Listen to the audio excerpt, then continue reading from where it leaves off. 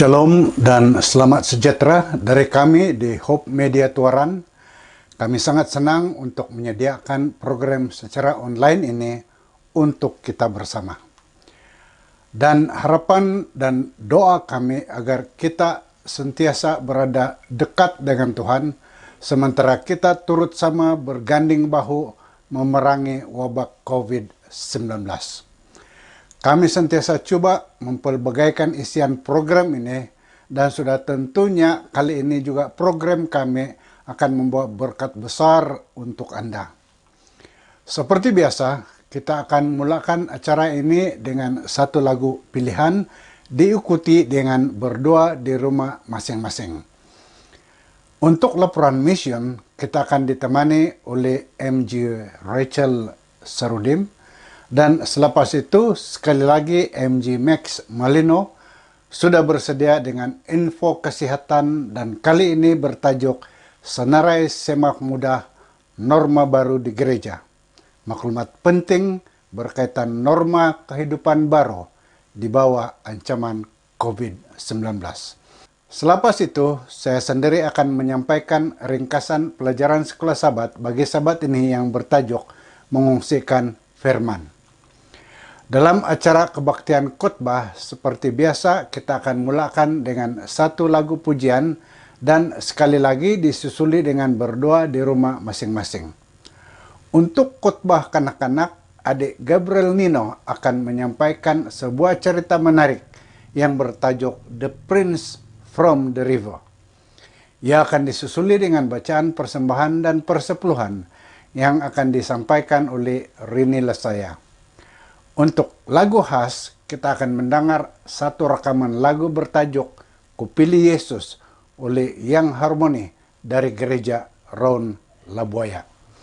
Selepas itu, kita akan ditemani oleh Pastor Herbert Laung, pastor gereja dan pastor daerah kita, dalam acara khotbah dengan tajuk Refleksi di Tengah Pandemik COVID-19 atau Reflection in the Midst of Pandemic COVID-19.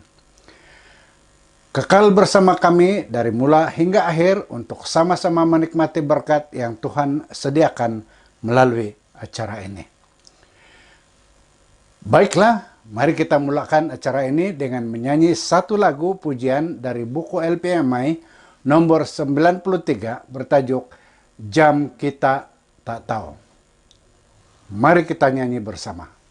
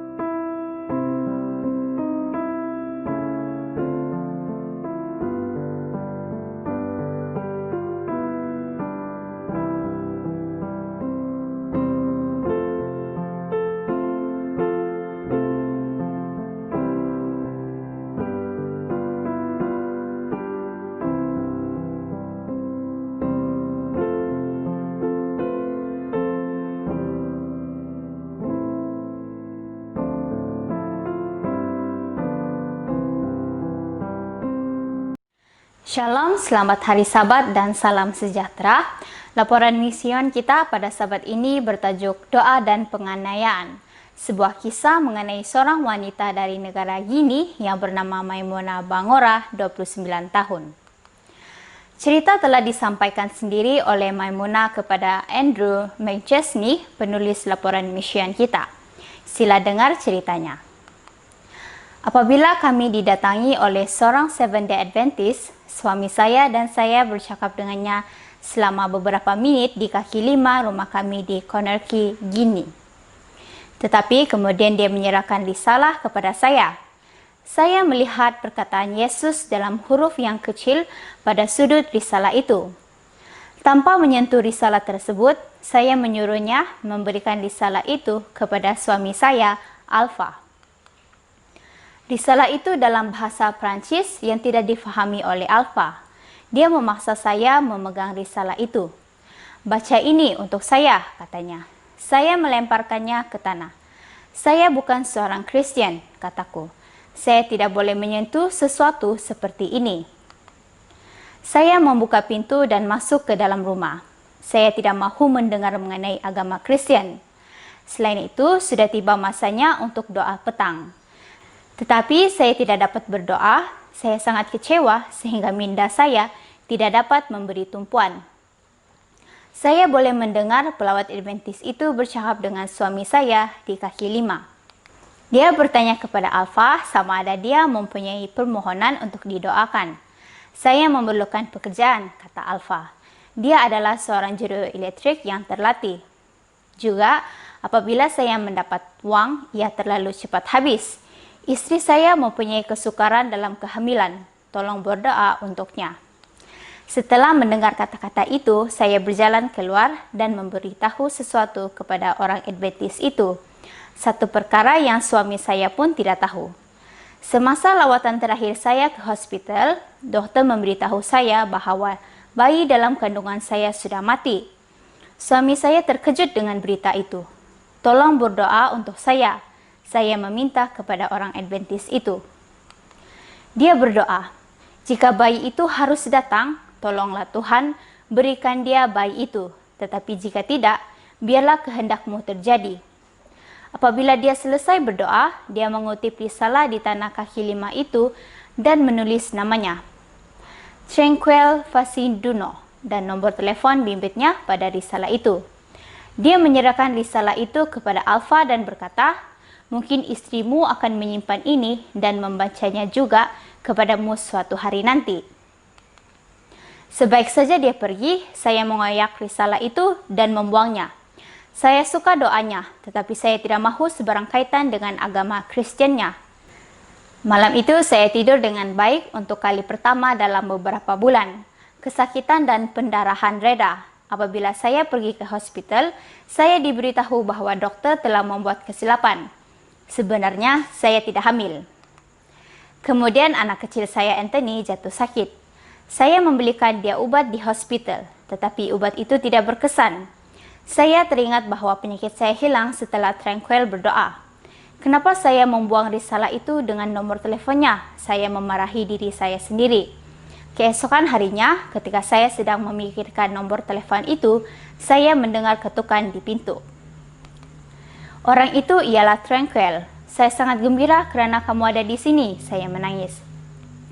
Saya sedang berpikir dan berharap bahwa saya masih menyimpan nomor telepon kamu. Tolong doakan anak saya yang sakit, Tranquil berdoa. Anak saya sembuh pada petang itu juga.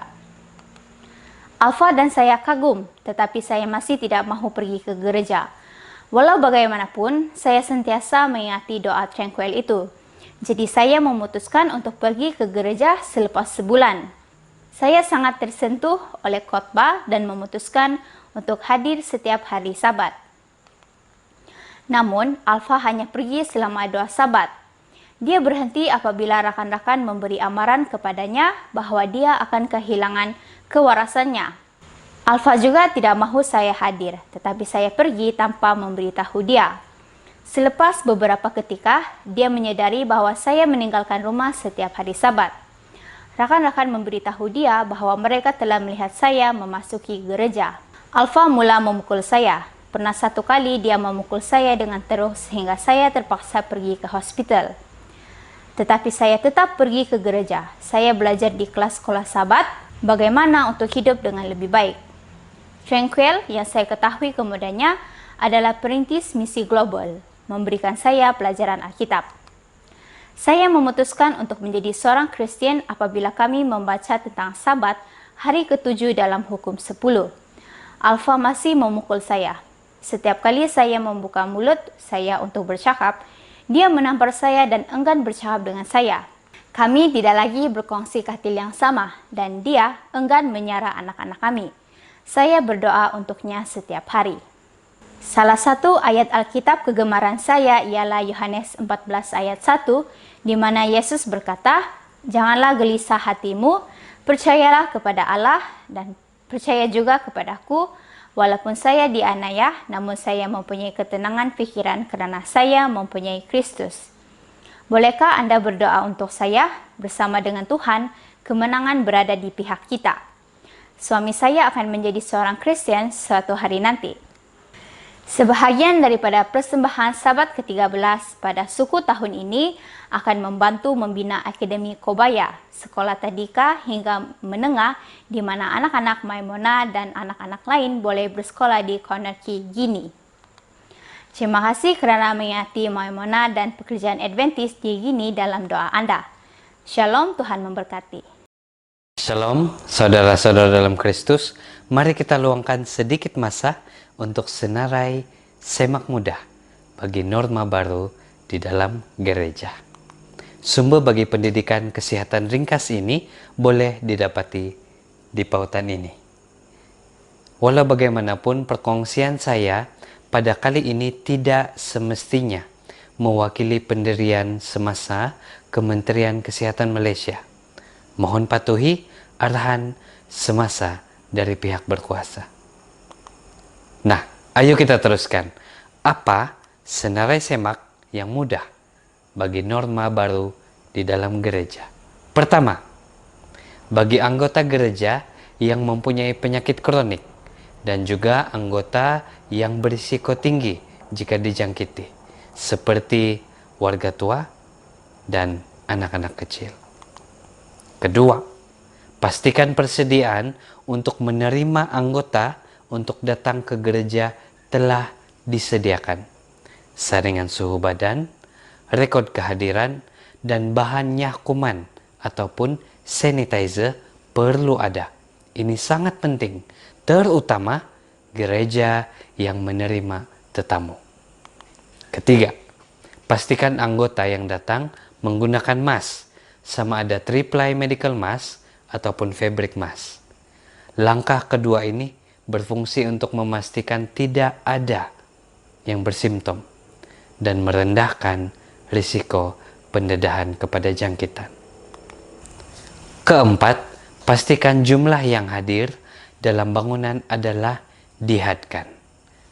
Kelima, sentiasa jaga jarak sosial atau jarak fisikal bagi semua anggota, termasuk dewasa dan juga anak-anak kita.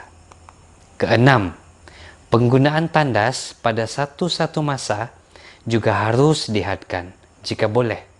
Jika tidak dapat dilaksanakan, pastikan semua anggota tahu dan berkebolehan untuk melakukan proses nyahkuman yang mudah setiap kali selesai menggunakan tandas. Ketujuh dan ke-8, bagi gereja kita, pastikan tidak ada perkumpulan yang berjumlah ramai, terutama yang melibatkan tetamu. Mungkin kita sudah merindukan KKR, pesta puji-pujian, saya juga begitu. Namun bersabarlah, kita sama-sama tentang pandemik ini habis-habisan. Mari kita sama-sama doakan, bukan sahaja untuk pengakhiran bagi pandemik ini, tapi hikmat untuk memahami dan juga kekuatan bagi kita untuk meneruskan norma baru ini. Itu sahaja. Tuhan memberkati Anda semua. Salam Sabat.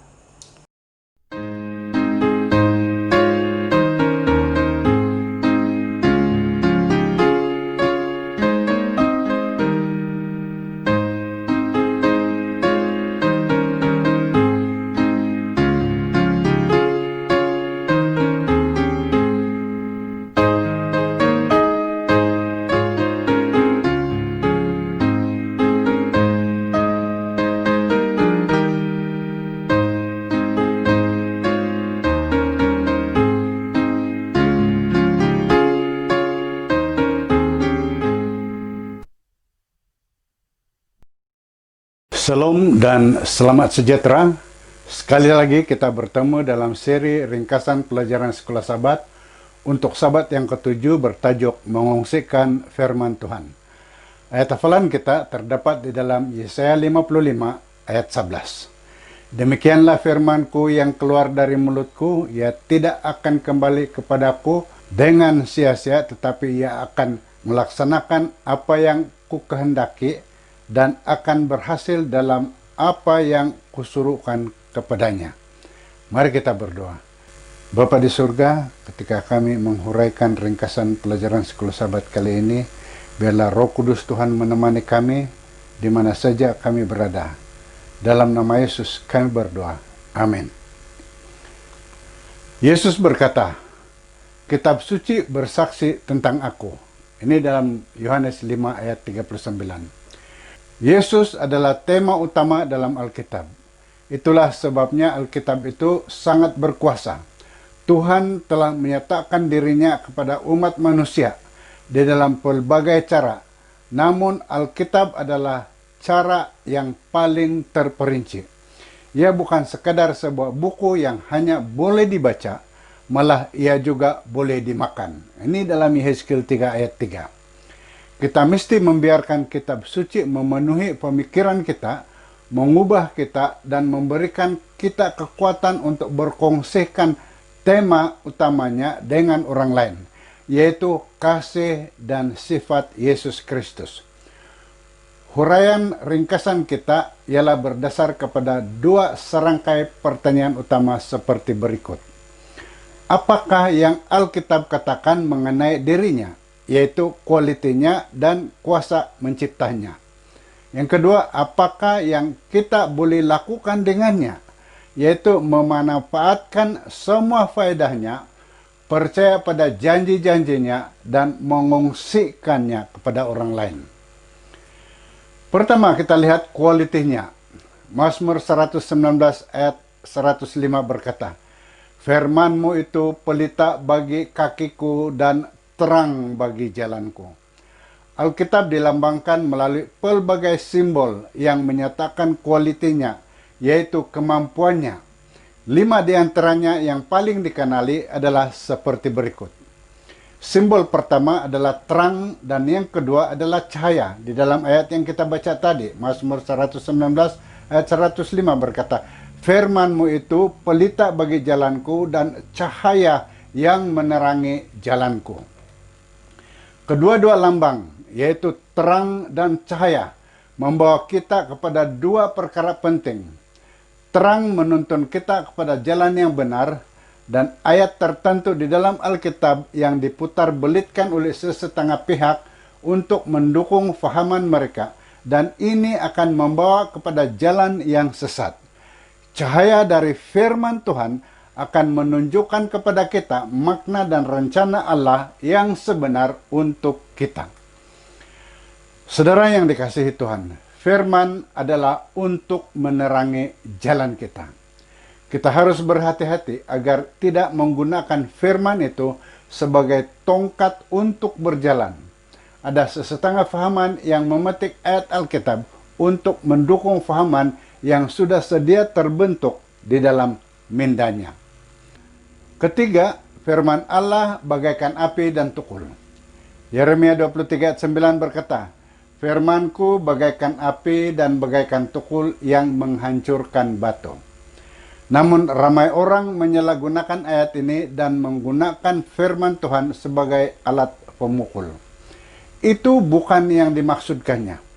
Ada sesetengah orang yang berpegang kepada satu pahaman sehingga dia tidak dapat berpisah daripada apa yang dia percayai sebagai suatu yang benar. Namun firman Tuhan boleh menghancurkan prejudis seumpama ini, sehingga orang itu menjadi lebur dan menerima firman Tuhan. Keempat, ialah bagaikan benih. Di dalam perumpamaan Yesus mengenai seorang yang pergi menabur benih, yaitu menanam benih, yang terdapat di dalam Lukas pasal 8. Di dalam ayat 11 seterusnya memberitahu kita bahwa benih itu melambangkan firman Tuhan. Kelima, firman Allah bagaikan roti. dalam keadaan Yesus yang lapar setelah berpuasa selama 40 hari lamanya. Dan ketika dicobai oleh iblis untuk membuat batu menjadi roti, Yesus menjawab di dalam Matius 4 ayat 4. Di dalam Alkitab ada tertulis, manusia tidak dapat hidup dengan roti saja, tetapi juga dengan setiap kata yang difirmankan oleh Allah. Saudara dan saudari, ketika kita mempelajari firman, kehidupan kita diubah oleh kebaikannya, terpesona oleh kasihnya, kagum dengan rahmatnya, dan puas di hadapannya. Seterusnya kita membahas kuasa penciptaannya. Ibrani 4 ayat 12 berkata, sebab firman Allah hidup dan kuat dan lebih tajam daripada pedang bermata dua manapun. Ia menusuk amat dalam sampai memisahkan jiwa dengan roh, sendi-sendi dan sumsum. Ia sanggup membedakan pertimbangan dan pikiran hati kita. Wujud kuasa kreatif pada firman Tuhan. Mazmur 33 ayat 9 memberitahu kita bahwa pada mulanya Tuhan berfirman, maka semuanya jadi. Dia memberi perintah, maka semuanya ada. Kuasa yang sama dari firman penciptaan Tuhan terdapat di dalam firman-Nya yang tertulis, yaitu Alkitab.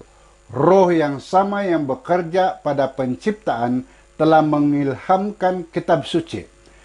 Tuhan bukan hanya menciptakan dunia ini melalui kuasa firman-Nya, tetapi Dia juga menopang dan memelihara dunia ini melalui firman-Nya.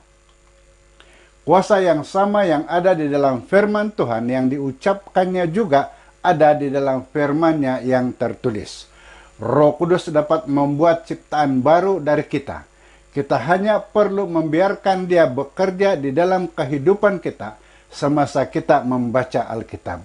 Apabila kita membaca Alkitab, Roh Kudus akan mengilhamkan kitab suci itu, akan bekerja di dalam jiwa kita untuk membuat kita memahami apa yang kita sedang baca. Roh Kudus juga akan mengubah kehidupan orang lain ketika kita menolong mereka memahami kitab suci. Dia hadir apabila kita membaca Alkitab itu atau mengungsikannya dengan orang lain. Ada kuasa yang memberi hidup, yang merubah hidup dan kreatif dalam firman Tuhan. Seterusnya, memanfaatkan semua faedahnya. Kita baca di dalam 2 Timotius 3 ayat 16. Semua yang tertulis di dalam Alkitab diilhami oleh Allah dan berguna untuk mengajar apa yang benar, untuk menegur dan untuk membetulkan apa yang salah, dan untuk mengajar orang supaya hidup menurut kehendak Allah. Ayat ini memberi kita 3 poin penting tentang apa firman Allah di dalam Alkitab boleh lakukan. Tentang doktrin, ia menyatakan yang benar, membetulkan yang salah. Dia menegur, ia mendedahkan dosa-dosa kita. Dan di samping itu dia memperbaiki, ia mengubah kesilapan kita. Dan dia mengajarkan, dia menyatakan kebenaran Kristus kepada kita. Itulah yang Alkitab lakukan. Beberapa di antara faedah pada firman Tuhan digariskan melalui ayat berikut. 2 Petrus 1 ayat 4. Kita mengambil bahagian dalam sifat ilahi atau kudrat ilahi. Yakobus 1 ayat 21 mengatakan, dia menyelamatkan jiwa kita.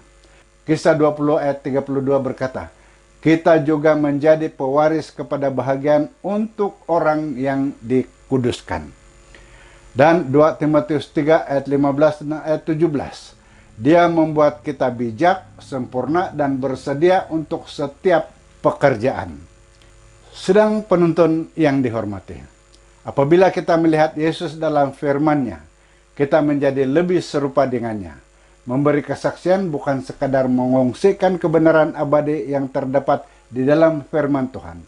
Apabila firman Tuhan memberkati kehidupan kita dengan sangat luar biasa, kita mempunyai credibility untuk memberitakan kepada orang lain bagaimana Alkitab boleh memberkati kehidupan mereka juga. Seterusnya, Percaya di dalam janji-janjinya. Allahku akan memenuhi segala keperluanmu menurut kekayaan dan kemuliaannya di dalam Kristus Yesus. Filipi 4 ayat 19. Saudara, terdapat lebih daripada 3.000 janji di dalam Alkitab. Tuhan telah berkomitmen untuk memenuhi setiap janji itu di dalam hidup kita. Dan Dia mendorong kita untuk menuntutnya. Janji itu mengesahkan bahwa Tuhan menjaga keperluan fisikal kita dan keperluan rohani kita. Pada hari-hari kita bertemu dengan Dia secara langsung, kita akan menyatakan tidak satu kata pun yang gagal dari semua janji baik yang Dia berikan. 1 Raja-Raja 8 ayat 56. Namun janjinya bukan tidak bersyarat. Kekurangan iman dapat membatalkan mereka. Ibrani 4 ayat 2. Berkat janji-janji Tuhan menjadi milik kita apabila kita menyatakannya dengan iman dan percaya bahwa janji itu adalah benar karena Kristus selalu setia. Mazmur 4 ayat 8 berkata, Engkau telah memberikan sukacita kepadaku lebih banyak daripada mereka ketika mereka kelimpahan gandum dan anggur. Berkat sukacita lebih besar maknanya daripada berkat fisikal. Yesaya 33 ayat 16 berkata, Dialah seperti seorang yang tinggal aman di tempat-tempat tinggi. Bentengnya ialah kubu di atas bukit batu. Rotinya disediakan, air minumnya terjamin. Yesaya 40 ayat 31. Tetapi orang-orang yang menanti-nantikan Tuhan mendapat kekuatan baru. Mereka seumpama Raja Wali yang terbang dengan kekuatan sayapnya. Mereka berlari dan tidak menjadi lesuh. Mereka berjalan dan tidak menjadi lelah. Yesaya 43 ayat 2 pula berkata, Apabila engkau menyeberang melalui air, aku akan menyertai engkau. Atau melalui sungai-sungai, engkau tidak akan dihanyutkan. Apabila engkau berjalan melalui api, engkau tidak akan dihanguskan. Dan nyala api tidak akan membakar engkau. Janji seterusnya di dalam Alkitab terdapat di dalam Mazmur 91 ayat 11. Sebab malaikat-malaikatnya akan diperintahkannya kepadamu untuk menjaga engkau di segala jalanmu. Lukas 12 ayat 27 dan 28 di dalam Perjanjian Baru. Perhatikanlah bunga bakung yang tidak memintal dan tidak menenun. Namun aku berkata kepadamu, Salomo dalam segala kemegahannya pun tidak berpakaian seindah salah satu dari bunga itu. Jadi jika rumput di ladang yang hari ini ada dan besok dibuang ke dalam api, demikian didandani Allah, terlebih-lebih lagi kamu, hai orang yang kurang percaya. Ellen White menulis sebagai berikut.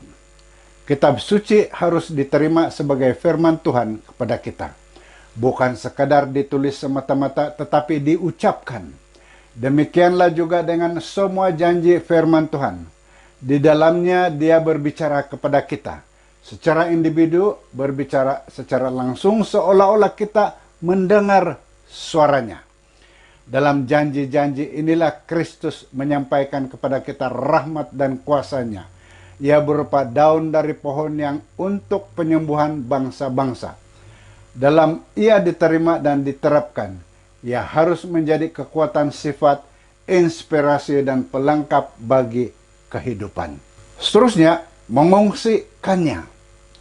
Tuhan Allah, di dalam Yesaya 50 ayat 4 berkata, memberikan kepadaku lidah seorang murid, supaya dengan perkataan aku dapat memberi semangat baru kepada orang yang letih lesu.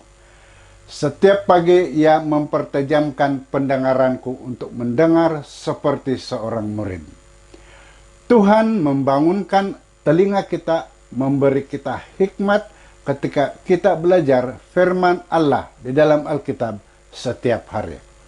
Dia juga memberi kita lidah seorang terpelajar, sehingga kita dapat menyampaikan berita baik kepada orang lain. Firman Tuhan tidak dapat dikurung di dalam hati kita.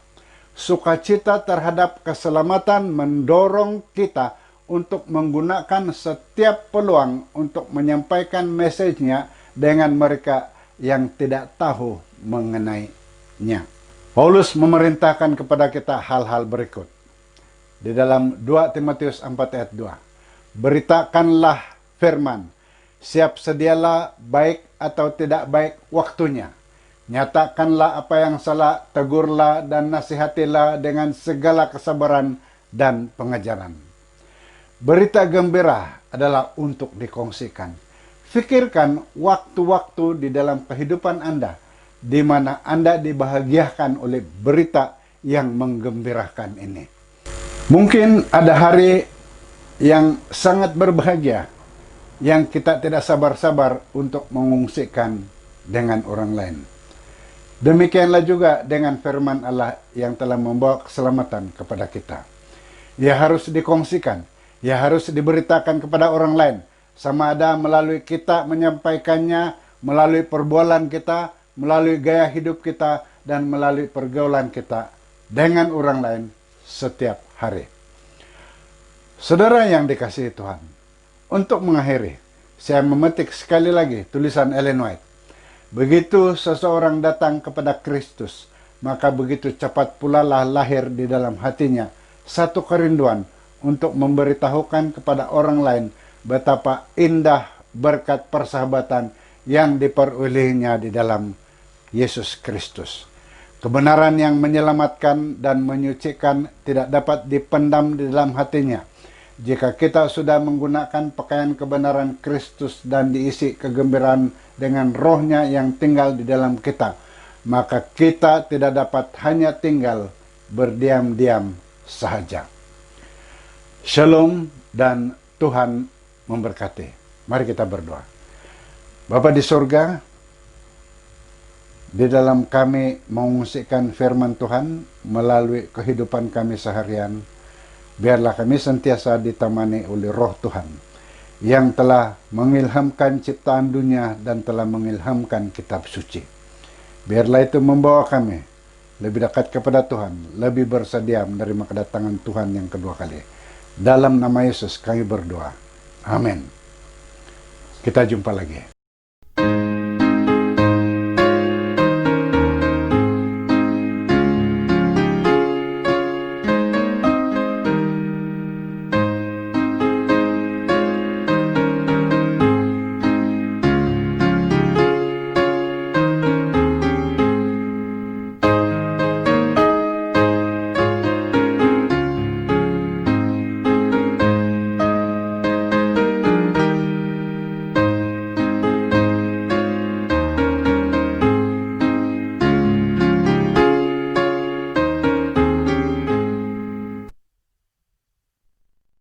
Kepada senang penonton yang turut sama menyertai ini dari luar daerah Tuaran di mana saja Anda berada.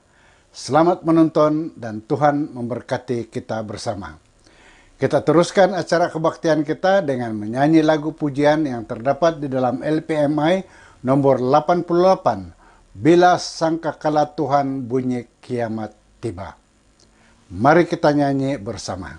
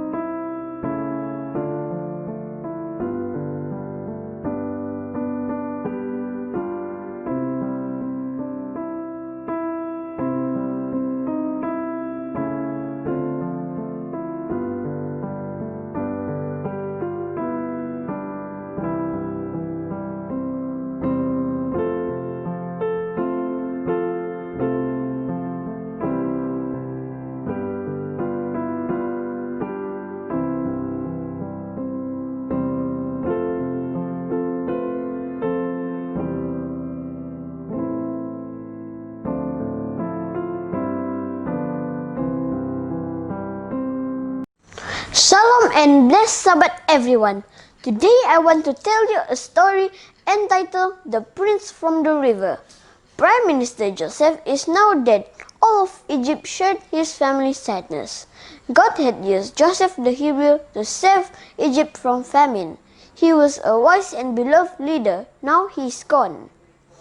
Over 300 years passed, and Joseph people the Hebrew have become a mighty people in Egypt. The new Pharaoh feared the Hebrews might turn against him, so he made them all slaves. One day, a terrible command came from the Pharaoh. All newborn Hebrew baby boys will be thrown into River Nile. The wicked Pharaoh was determined to reduce the number of the Hebrew people. He will even murder babies. What can we do? One family must have wondered. They decided to put their child in the Nile River, but first they will build a small watertight basket. With its precious cargo inside, the tiny basket boat floated among the reed by the bank of the Nile River. What do you think would happen to the baby boy inside the basket? From a distance, the baby's sister watched the precious basket as it bobbed in and out among the reeds. Suddenly, Pharaoh's daughter came down to the river to bathe. There was no way to hide the basket. "Hey, a basket among the reeds. I wonder what's inside," she said, as she commanded one of her servants to fetch the basket. When she opened it, the baby started to cry. "It's a Hebrew child!" exclaimed the princess. "Oh, you are so beautiful," said the princess. "I will take you as my own son." Meanwhile, God must given wisdom to the baby's sister. As she ran towards the princess and said, "Shall I find a Hebrew woman to nurse the baby for you?" "Go ahead," said the princess. "And who do you think the sister ran to fetch?" "Yes, her mother." "Come on, Mom, come quickly," she was shouting and almost out of breath. She had no time to explain. Together they both ran down the pathway leading to where Pharaoh's daughter was with the baby. "Nurse him for me and I will pay you," the princess told the baby's mother. "And his name will be Moses," she said, "because I pulled him out from the water." Moses means son of the water. So Moses was returned to his parents' home. They taught him to love God and the Hebrew people. Soon he would live in the palace as the prince of the Pharaoh's daughter. God, who saved his life, have a great future for him. Moses, the prince from the river, would later lead the people of Israel to go and live in the promised land. Moses had a message for every family in Israel. Moses wrote this message in Deuteronomy 6 verse 5 to 8. "Love the Lord your God with all your heart and with all your soul and with all your strength. These commandments that I give you today are to be on your hearts. Teach them to your children. Talk about them when you sit at home and when you walk along the road, when you lie down and when you get up. Tie them as symbols on your hands and bind them on your foreheads.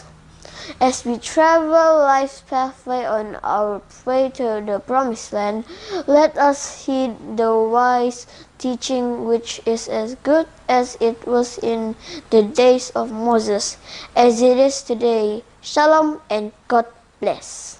Thank you.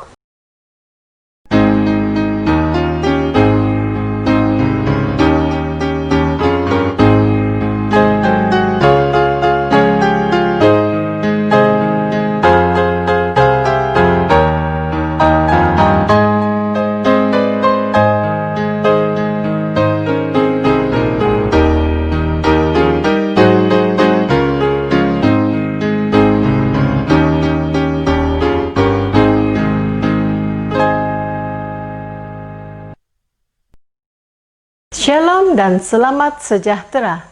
Ini adalah bacaan persembahan dan persepuluhan kita kali ini bertajuk Ritual Tahunan. Ya Tuhan, aku tahu Engkau adalah pemilik alam semesta yang benar-benar dapat melakukan apa saja. Jika anak ini nantinya akan memajukan rencana iblis, izinkan dia untuk beristirahat sekarang. Tetapi jika dia akan melayani engkau, tolong lakukan mukjizat. Sekarang saya melepaskan keinginan saya untuk menjadi kaya. Saya dedikasikan kembali diri saya untuk melayani engkau seumur hidup, melakukan apapun yang engkau inginkan, dan pergi kemanapun engkau mengutus saya. Saya juga akan mendedikasikan anak ini untuk engkau dan akan mempersiapkan anak saya yang lain untuk melayanimu. Demikianlah doa yang diucapkan oleh seorang ayah yang terdesak ketika anak lelaki kesayangannya sedang menjalani satu pembedahan. Tidak lama sebelum itu, Oswaldino sedang menuntut di Adventist Seminari di Sao Paulo untuk menjadi seorang pastor dan hampir-hampir meninggalkan panggilan Tuhan karena keinginannya untuk menjadi kaya. Dia telah menerima tawaran seorang rakan untuk berkongsi membeli sebuah stesen minyak. Pada waktu itu, anak lelakinya Marcos jatuh sakit. Semasa melafazkan doa yang penuh makna itu di salah sebuah bilik rehat di hospital itu, Oswaldino menyerahkan seluruh hidupnya kepada Tuhan. Tidak dipersoalkan bahwa kesembuhan Marcos adalah satu mukjizat, dan sejak dari hari itu, Marcos dan adik-beradiknya mendengar kata-kata berikut dari ibu mereka Irene setiap tahun.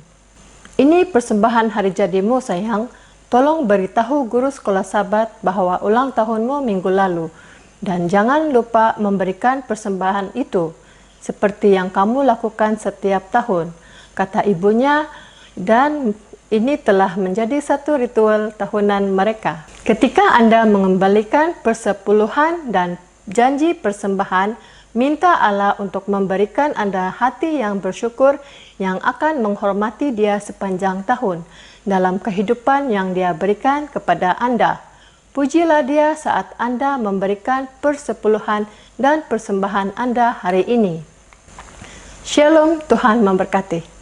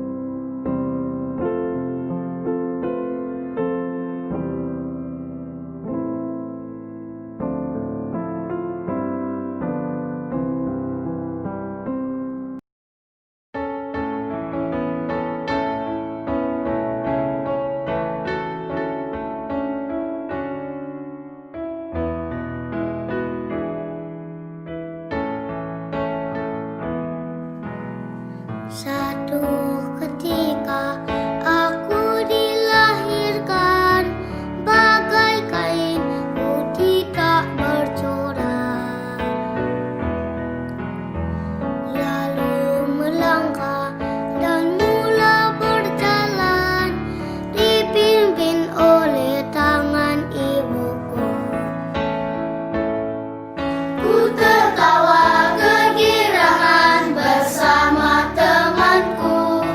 Burung-burung terbang bebas dan hinggap di pohon. Bunga mekar pelangi indah di balik awan. Dan aku kini sudah pun dewasa, ku kenal juru selamat hidupku. Dialah Raja, sahabat setia, tiap langkah dipimpin olehnya. Bila ku lemah dan duka, hanya ku cari Dia. Ku memuji dan bersyukur hanya pada Yesus. Dunia indah, surga kekal, aku pilih Yesus.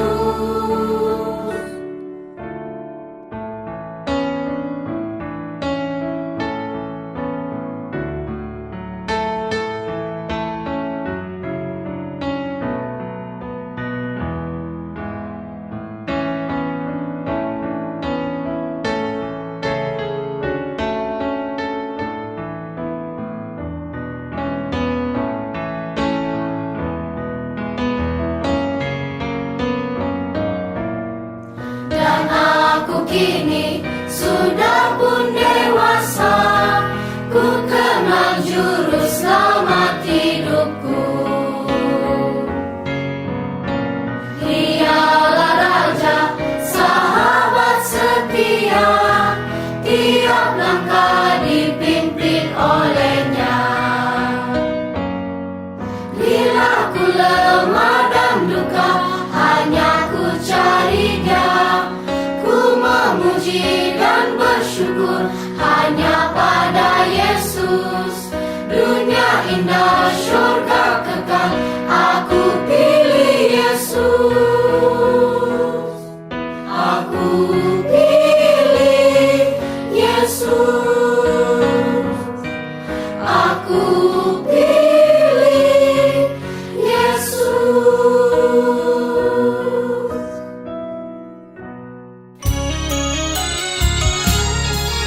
Ku siapkan hatiku Tuhan untuk dengar firman-Mu saat ini.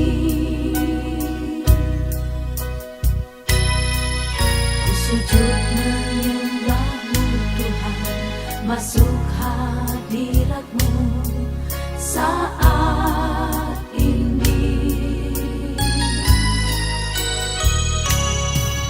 Curahkan urapan-Mu Tuhan bagi jemaat-Mu saat ini.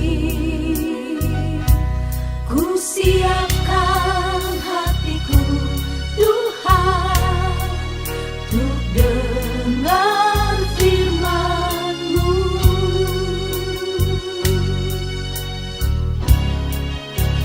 Firman-Mu Tuhan tiada berubah.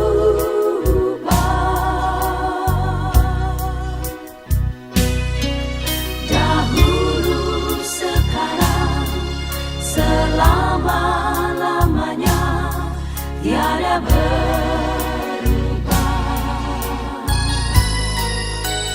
Firman-Mu Tuhan, penolong hidupku.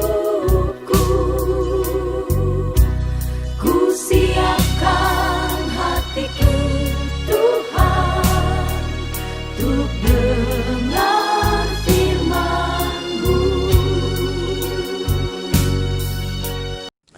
Mari kita berdoa.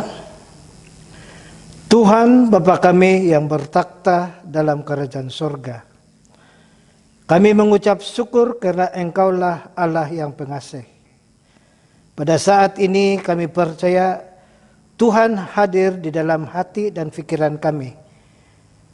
Semasa kami mempelajari firman Tuhan, Biarlah Tuhan membantu kami supaya kami boleh menerima dan mengerti apa saja teguran dan ajaran yang Tuhan ingin sampaikan pada pagi ini. Berkati semua pendengar, dalam nama Yesus kami berdoa. Amin.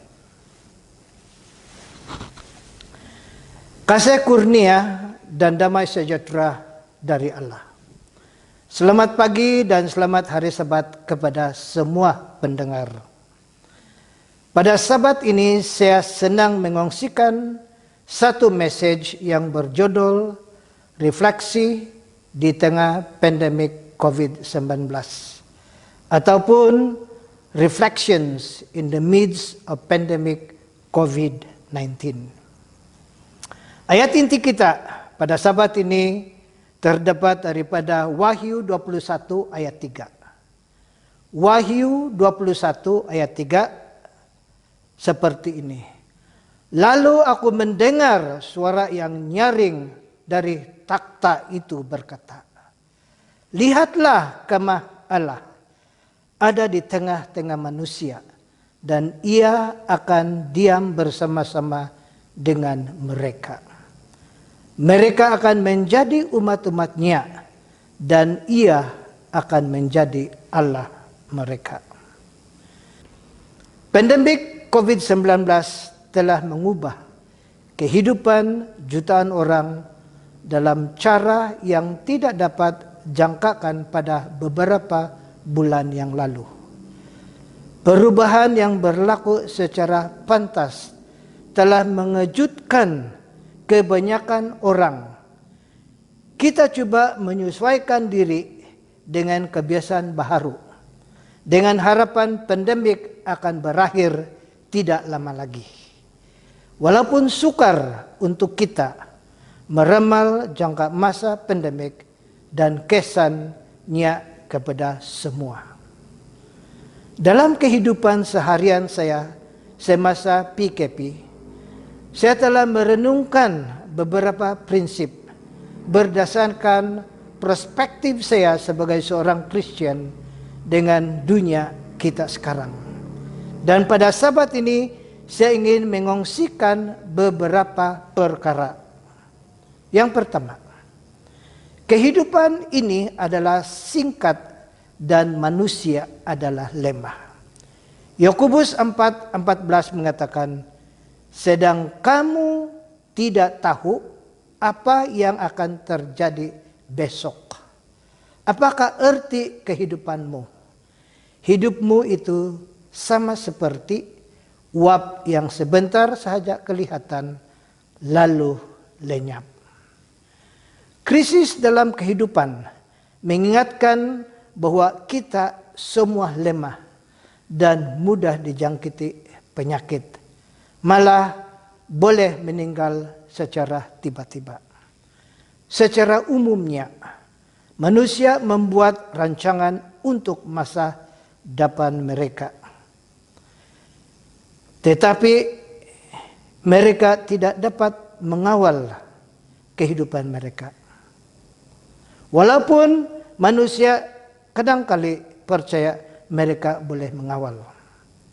Tetapi virus yang kecil ini, yang kita tidak dapat dilihat dengan mata kasar kita, boleh mengubah rutin harian dan memusnahkan rancangan-rancangan kita.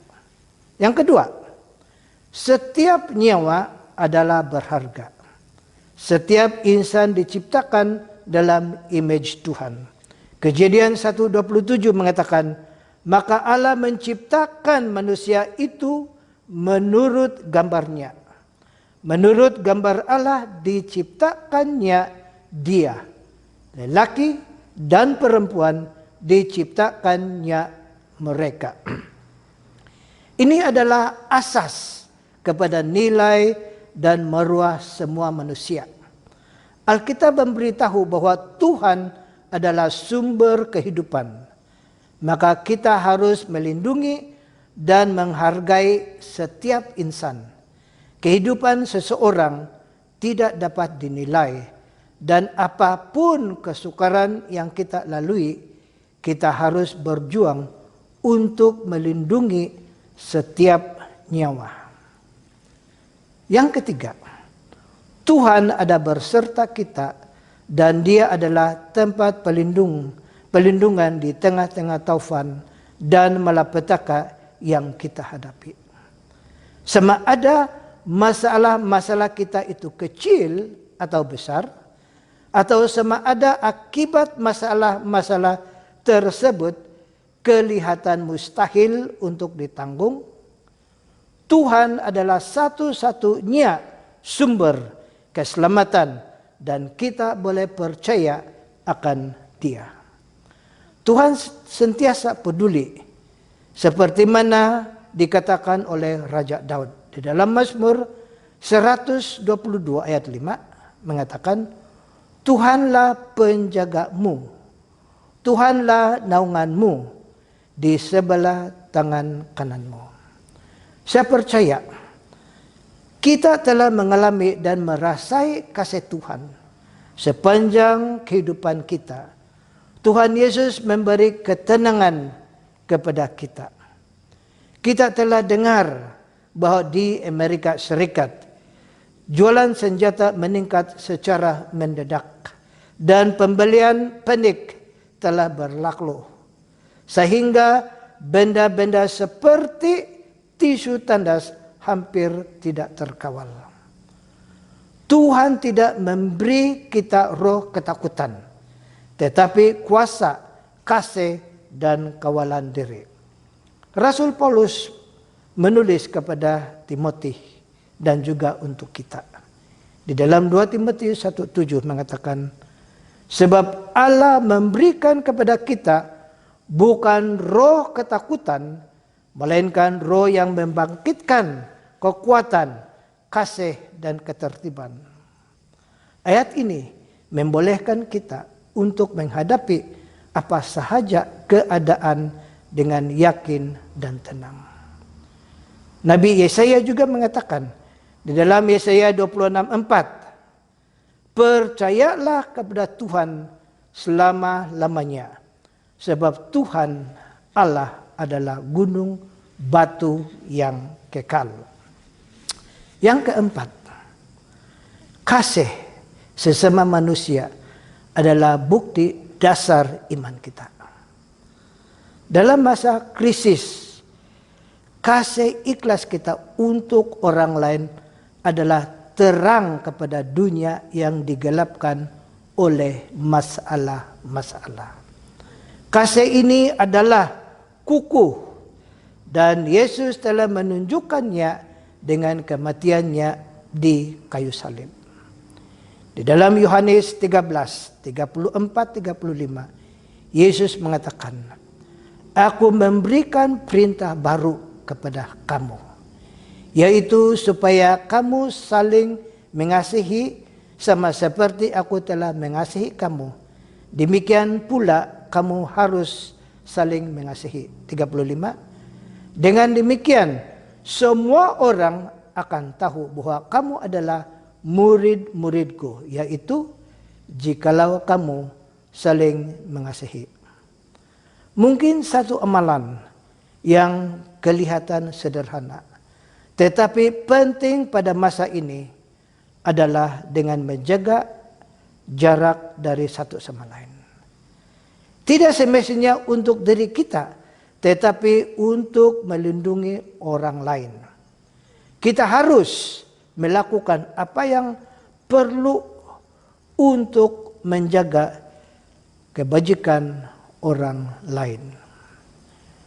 Krisis COVID-19 ini juga mendedahkan jurang sosioekonomi di setiap negara.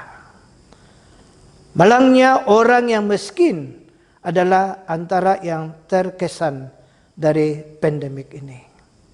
Kita semua mempunyai tanggung jawab untuk menolong mereka yang memerlukan dan berjuang untuk memulihkan dunia dengan lebih adil dan seksama. Dan terakhir, damai dan sempurna dan penebusan terakhir yang akan datang. Kita hidup dengan harapan dunia yang lebih baik. Ini tidak bermaksud yang kita tidak pernah mempunyai kebimbangan. Tetapi kita membuat yang terbaik yang kita dapat lakukan pada masa sekarang. Kita menunggu kedatangan Yesus Kristus kedua kali, di mana kita akan menikmati kesempurnaan hidup yang Tuhan telah janjikan kepada semua yang percaya dan setia kepadanya. 3 sifat baik orang Kristen adalah iman, kasih, dan pengharapan. Iman kita di dalam Kristus mengekalkan kita. Kasih kita kepada Tuhan dan kepada orang lain mendefinisikan kita. Dan pengharapan kita mendorong untuk maju ke hadapan walaupun dalam kesusahan. Dalam keadaan yang kita hadapi pada hari ini, saya mendorong kita semua untuk bersama dengan Rasul Yohanes dalam buku Wahyu untuk menerima janji yang Tuhan telah berikan. Di dalam Wahyu 22 ayat 20 mengatakan, Ia yang memberi kesaksian tentang semuanya ini berfirman, Ya, aku datang segera. Amin, datanglah Tuhan Yesus. Marilah kita hidup dalam ketaatan dan kesetiaan kepada Tuhan dan firman-Nya. Dengan cara demikian, maka kita sebagai umat Allah yang hidup di tengah pandemi COVID-19 boleh hidup dengan lebih bijaksana, mengikuti protokol kesehatan yang disampaikan oleh pemerintah, yaitu kita harus berdisiplin, rajin cuci tangan, gunakan penutup muka, jaga jarak ketika berada di tempat awam. Kiranya Tuhan memberkati. Mari kita berdoa. Ya Tuhan, kami percaya bahwa Engkau baik dan Engkau sentiasa melakukan hal-hal yang baik. Ajarlah kami untuk tetap setia kepadamu dalam masa-masa yang sukar ini. Tolonglah kami untuk mengikuti teladan Yesus, Gembala kami yang setia, yang rela menyerahkan nyawanya karena kasih-Nya. Berikanlah kekuatan untuk kerohanian kami. Lindungilah para orang tua, anak-anak muda kami. Berikanlah mereka kesadaran untuk menjaga diri mereka. Berkatilah para ibu bapa untuk bersama-sama menjaga pertumbuhan anak-anak mereka dengan cara yang kreatif. Biarlah nama Tuhan dimuliakan saat Engkau memperlengkapikan kami untuk melakukan kehendak-Mu. Dalam nama Yesus kami sudah berdoa. Amin.